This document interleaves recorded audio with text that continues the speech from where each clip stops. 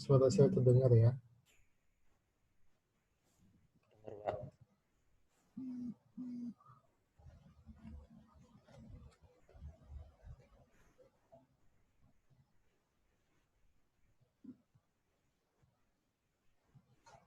Oke. Tulisan dia buat apa? Ya. Saya mulai beberapa saat. Nanti jam 4 saya akan tag screen untuk presentasi kehadiran ya.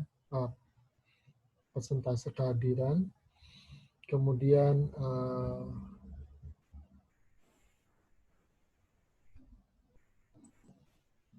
di ULS itu setiap minggunya saya memberikan penugasan ringan. Jadi saya akan berikan kasus atau suatu komentar singkat. Nah, kalian saya minta untuk memberikan analisis pendapat singkat, satu paragraf saja cukup. Di bagian forum itu, nah itu akan saya lakukan setiap minggu, mulai minggu ke-2 sampai minggu ke-7. Silakan nanti kalian aktif untuk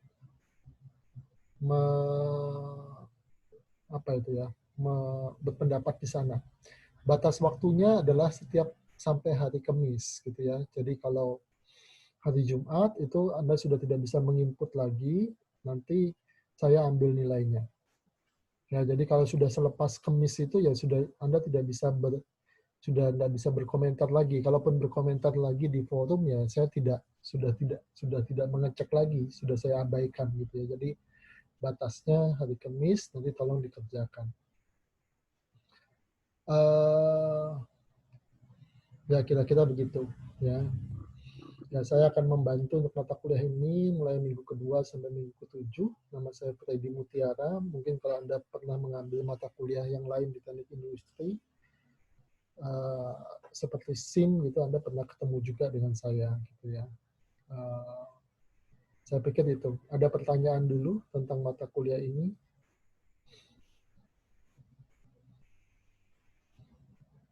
Ya, silakan Anda berpendapat kalau ada sesuatu yang ingin Anda sampaikan gitu ya. Oke, bentar saya cek. Oke.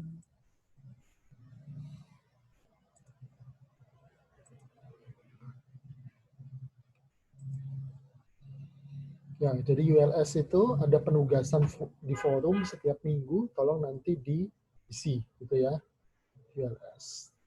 Kemudian ini kalau nanti rekaman waktu Zoom-nya sudah habis, silakan masuk kembali, bergabung kembali. Saya tidak mengaktifkan waiting room, jadi Anda bisa langsung masuk gitu ya. Jadi kalau nanti waktunya habis setelah 40 menit, ya silakan join lagi. Oke. Kita hari ini bicara tentang perilaku konsumen. Ya, Anda tahu perilaku konsumen ini sangat penting dalam Anda memasarkan suatu produk atau jasa, terutama tentu saja produk eceran atau retail yang saat ini Anda pelajari, gitu ya.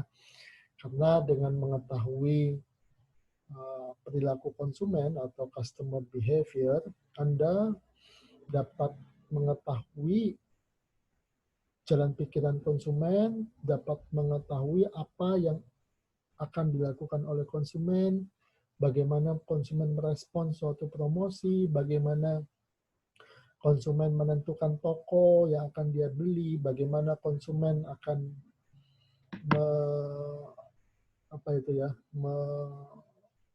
memilih barang yang dia kehendaki, dan seterusnya. Nah, dengan demikian perilaku konsumen ini menjadi sangat penting, ya, terutama di dalam penjualan B2C, business to consumer, ya, karena konsumennya bersifat masif, yang kita harus bisa klasifikasikan ke dalam segmen-segmen tertentu, dan kita mengetahui perilakunya, kemudian baru menelurkan produk, kemudian promosi, kemudian pricing yang sesuai dengan perilaku dari konsumen tersebut. Ya, termasuk juga menentukan place atau menentukan saluran distribusi yang paling sesuai dengan perilaku konsumen itu. Nah, kalau Anda melihat pada saat ini, ketika terjadi pandemi, maka perilaku konsumen ini dia mengalami pergeseran gitu ya. Jadi ada shifting di dalam perilaku konsumen ini ya. Nah, pergeseran itu Anda bisa lihat misalnya konsumen saat ini lebih mengutamakan perilaku pembelian terhadap barang-barang konsumsi yang sifatnya barang-barang primer ya, barang kebutuhan sehari-hari yang primer, makanan, minuman yang merupakan makanan inti ya. Nah, sementara produk-produk tersier seperti wisata, fashion, produk-produk yang lebih pada prestisius dan status dari penggunanya. Nah, karena terjadi pandemi ini, mereka mengalami penurunan yang sangat dalam. Ya, Anda bisa lihat di situ. Ya, di mana orang akan karena pendapatan mereka menurun, banyak yang di PHK, kemudian ada yang kena pemotongan gaji, kemudian juga mereka yang masih memiliki gaji dan taruh kata masih memiliki tabungan, itu juga kemudian menjadi wait and see gitu ya, lebih berhati-hati dalam melakukan pembelanjaan atau spending atas dana yang mereka miliki gitu ya. Nah, sehingga terjadi penurunan konsumsi dan konsumen makin menjadi selektif ketika mereka membelanjakan uang. Terjadi shifting, ya.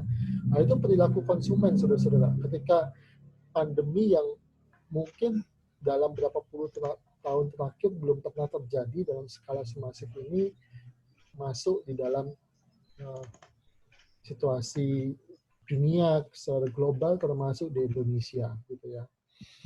Dan Anda lihat juga terjadi pergeseran perilaku konsumen, di mana konsumen sekarang cenderung menghindari kerumunan, betul ya?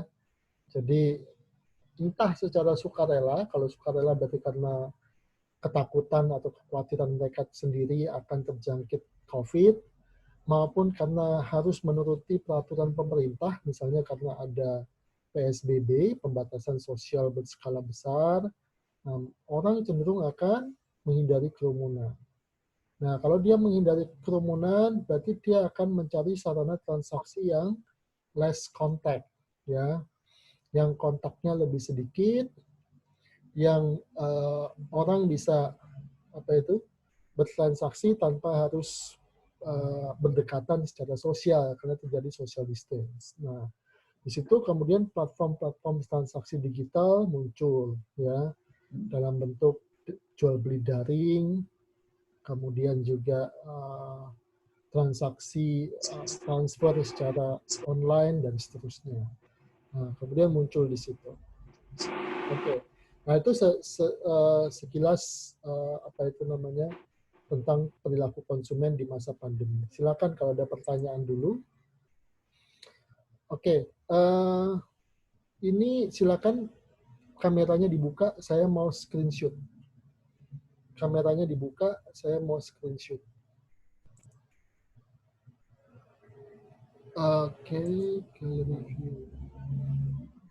Ya, seperti yang saya janjikan, jam 4-an ya kita screenshot ya. Kalau yang terlambat ya Anda nggak bisa masuk screenshot ini ya, lapor aja ke TU sendiri gitu ya. Karena saya nggak mungkin screenshot bolak-balik ya.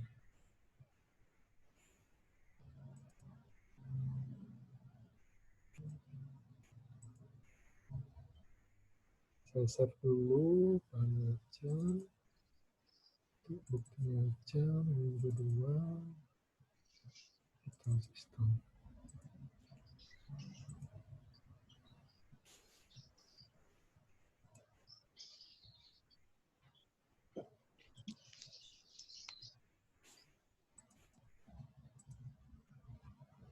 Oke.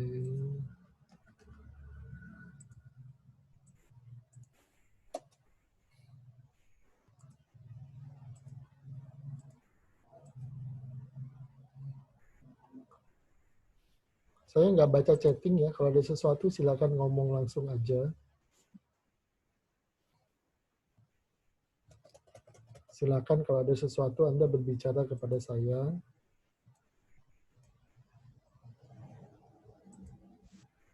Maaf Pak, kamera saya rusak Pak. Oh ya udah enggak apa-apa. Tapi ada Nggak namanya muncul. kan? Ada Pak. Oke. Ya enggak apa-apa. Saya tahu kadang seperti itu. Enggak ada masalah. Ini page 2. Sebentar, saya ambil page 2.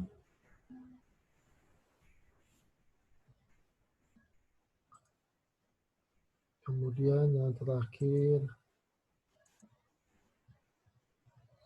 page 3 ya.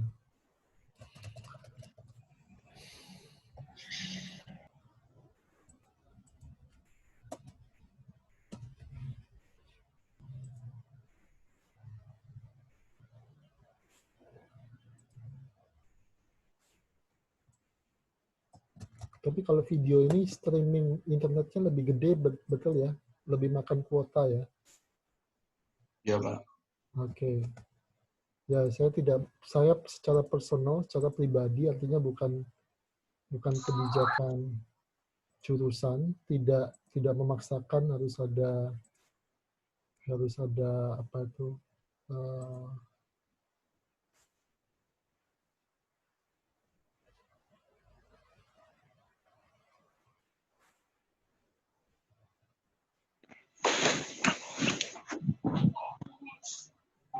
Pak, misi Pak, nggak bisa pakai kamera Oke, karena ya. laptop saya nggak ada kameranya, Pak.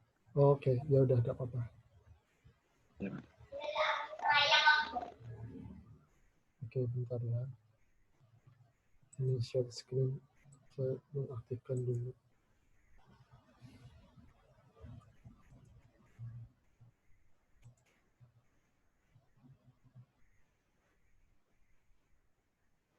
PPT-nya ketutup, bentar ya. PPT-nya ketutup.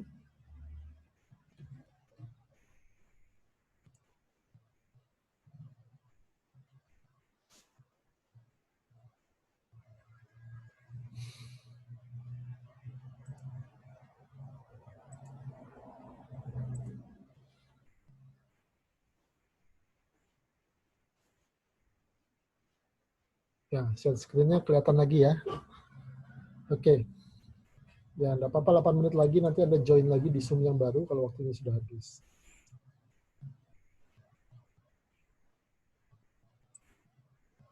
Oke.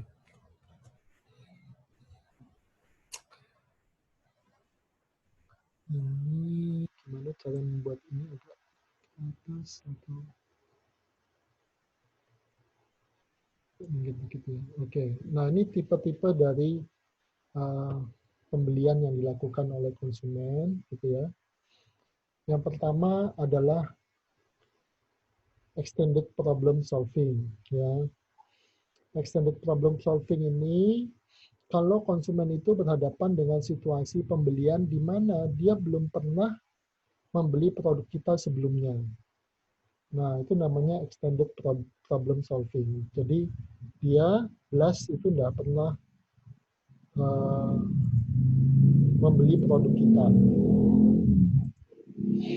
Nah, tentu saja risiko keuangan dan risiko sosialnya bagi konsumen itu tinggi. Ya, kenapa? Karena bagi si konsumen dia berarti harus mencoba melakukan trial produk yang ada kemungkinan tidak cocok dengan dia. Kalau tidak cocok, tidak terpakai, tentu wasting the money that he or she spending. Ya, itu akan membuang dana yang dia belanjakan, uang yang dia spending, gitu ya, sehingga risikonya akan tinggi. Nah, bagi kita sebagai penjual, ketika konsumen itu masih dalam tahap trial, belum pernah sama sekali membeli produk kita bisa menurunkan risiko atau persepsi risiko yang diambil oleh konsumen ketika dia hendak membeli produk kita itu. Caranya gimana? Misalnya dengan memberikan diskon, ya. Dengan memberikan diskon, maka konsumen akan merasa lebih enjoy untuk membeli produk kita karena merasa harga produk kita lebih murah gitu ya. Jadi kalau nggak cocok pun nggak terlalu rugi gitu ya. Atau juga dengan memberikan gimmick-gimmick yang lain ya. Misalnya memberikan asuransi, memberikan jaminan barang kembali gitu ya. Atau memberikan jaminan lain kepada konsumen sehingga konsumen menjadi percaya dan bersedia membeli produk kita. Ya. Nah, kemudian di situ ada limited problem solving. Ya, limited problem solving itu dia sebelumnya sudah pernah pengalaman membeli produk atau jasa kita, gitu ya. Tapi bukan menjadi customer yang sangat loyal, gitu ya. Jadi ada pengalaman membeli tapi terbatas. Nah, di situ konsumen mungkin sudah punya pengalaman, sudah muncul kepercayaan kepada kita, sehingga lebih mudah lah kalau kita kemudian hendak melakukan proses penjualan kembali, gitu ya, resell kepada konsumen ini. Dibandingkan kalau yang di atas ini, yang dia belum pernah beli sama sekali. Ya. Nah, kemudian selanjutnya adalah habitual decision making, ya. Jadi konsumen membeli ini sudah menjadi kebiasaan dia sehari-hari. Kebiasaan ini bisa dibagi menjadi dua, ya. Dia loyal dengan tokonya atau dia loyal dengan brandnya, gitu ya. Jadi dia terbiasa sehari-hari membeli di toko itu, mungkin karena dekat rumahnya, atau dia terbiasa sehari-hari membeli produk itu.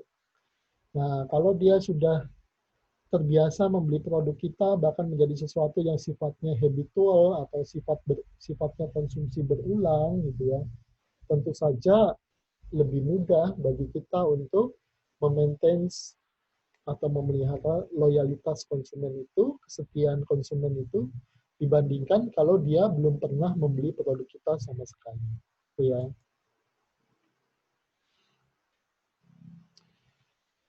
Nah, ini extended problem solving ya. Jadi kalau konsumennya belum pernah membeli produk kita sama sekali. Ini mending saya turunin ya. Oke. Ini mungkin better ya. Oke. Nah, kalau konsumen itu belum pernah sama sekali membeli produk kita, ya, kita bisa memberikan atau menyediakan banyak informasi. Ya, jadi butuh penjelasan lebih banyak. Nah, kalau kita perlu memberikan banyak informasi, biasanya kita lebih sering menggunakan tenaga penjualan daripada iklan untuk berkomunikasi dengan konsumen. Ya, terutama kalau kita perlu membujuk konsumen itu, biasanya kita melakukan apa yang disebut sebagai personal selling. Ya, nah, personal selling, jadi kita menjual secara personal kepada konsumennya dengan melakukan komunikasi antar pribadi atau interpersonal communications, bisa dalam bentuk one-to-one communications, gitu ya. Dan di sana biasanya kita akan berhadapan dengan keberatan konsumen, kekhawatiran konsumen, pertanyaan-pertanyaan konsumen yang harus kita jawab, yang dalam teori manajemen penjualan dikenal dengan handling objection, gitu ya, menangani keberatan dari konsumen. Ya, tapi sales people ini juga dia punya kelemahan. Kelemahannya apa? Dia butuh banyak biaya. Ya, karena satu sales itu hanya mampu menjangkau lebih sedikit konsumen dibandingkan dengan advertising atau iklan yang sifatnya massal, gitu ya. Jadi secara cost per kontaknya itu sales itu lebih mahal secara teori dibandingkan dengan penggunaan iklan. Ya, nah, seperti saya bilang tadi, kemudian kita juga mengurangi risiko dengan menawarkan garansi. Ya, jadi kita menawarkan garansi supaya konsumen itu mau mencoba produk kita kalau dia belum pernah mencoba sebelumnya, dan memberikan opsi untuk dia bisa atau berhak mengembalikan produknya, return dari produk itu.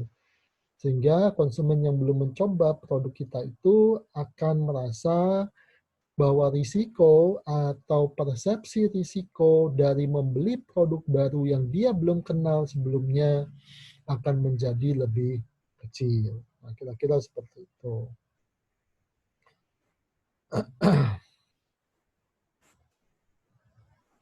Ini taruh di mana? Sini. Oke. Oke.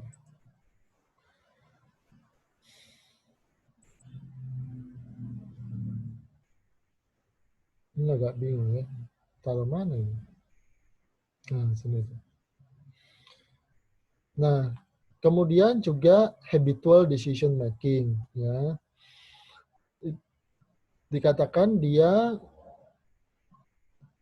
konsumen itu sudah terbiasa membeli produk kita, ya kita tinggal memperkuatnya supaya konsumen itu makin loyal terhadap kita, ya. Caranya dengan misalnya memastikan tidak ada kekosongan barang. Ya, kalau barangnya kosong, nanti dia pindah ke lain produk, pindah ke toko lain. Ya. Kemudian juga menyediakan layanan yang bagus, ya itu standar ya, dan menawarkan rewards kepada customer yang loyal. Jadi kita harus punya database-nya, konsumen yang kita tahu pembeliannya besar, sering membeli dari kita, nah itu kita bisa berikan